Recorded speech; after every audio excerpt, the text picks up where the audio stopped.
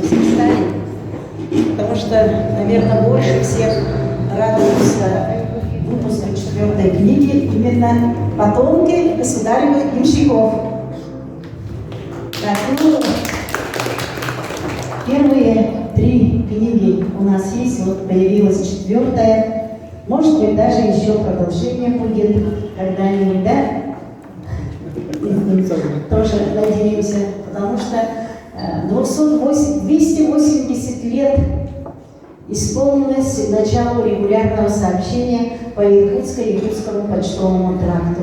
Но это очень большой отрезок времени. Столько людей прожило свою жизнь уже в Якутии, и сколько потомков сейчас живут в Республике Саха-Якутия вместе с якутским народом.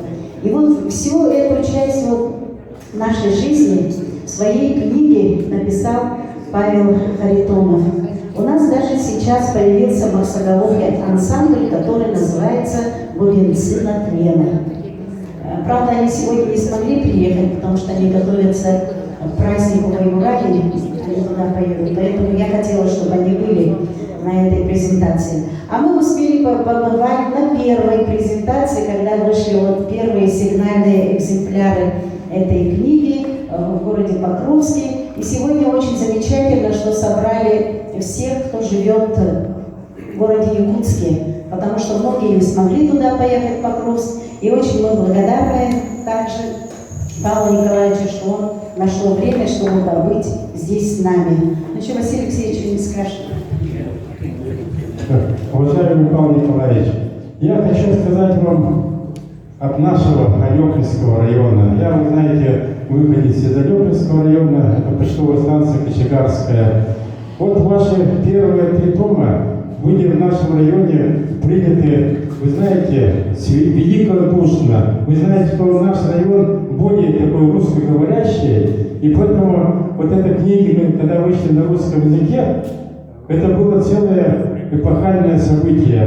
Я очень близко дружу с директором нашей районной библиотеки Дегтяр Ниной Яковлевной. И когда мы с Анатолием Анатольевичем привезли туда первые ваши книги, действительно восторгу не было предела. Было проведено несколько научно-практических конференций на основе этих книг. Поэтому хочется имени русского народа в первую очередь выразить вам низкий поклон. Можно сказать, что это у вас подвиг написать такие книги, в котором, читая эти книги, каждый из нас, потомков ямщиков, видит себя. А это только талантливый, очень талантливый человек мог такое сделать. Хочется пожелать вам долгой жизни, долгих творческих изысканий. Мы надеемся, что еще не раз увидим новые ваши труды. Спасибо большое, низкий поклон вам. Дорогие друзья, мы сейчас хотим исполнить отрывки из наших самых старинных песен. Именно 280 лет назад наши предки привезли эти песни из России. И это удивительно, что эти песни сохранились до сих пор. Удивительно еще от того, что наши бабушки же забыли свой язык, они говорили на якутском языке. А песни почему-то остались. Они их передавали из поколения в поколение, чтобы они дошли до нас, дошли до наших детей, до наших внуков и правнуков. 4 песни, но они очень-очень замечательные. Давайте послушаем.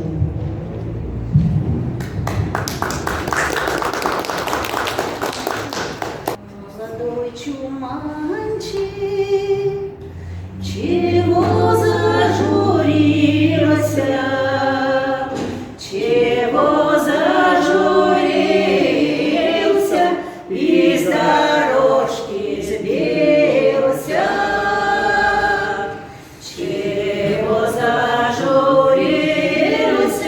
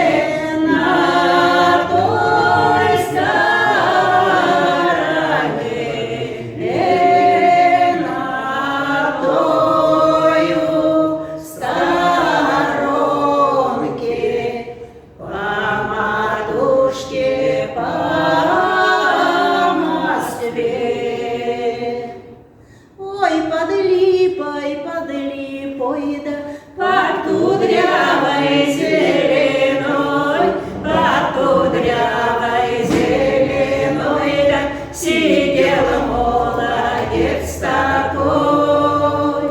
Под кудрявой зеленой, да сидел молодец такой, сидел молодец такой, да не женатый, холостой. На последнюю пятерку найму тройку лошадей, на последнюю пятерку найму тройку лошадей. Там я кучеру на водку, погоняй, брат, поскорей. Там я кучеру на водку, погоняй, брат, поскорей. Тройка скачет, Ваня пляшет, ямщик песенку поет. Тройка скачет, Ваня пляшет, ямщик песенку поет.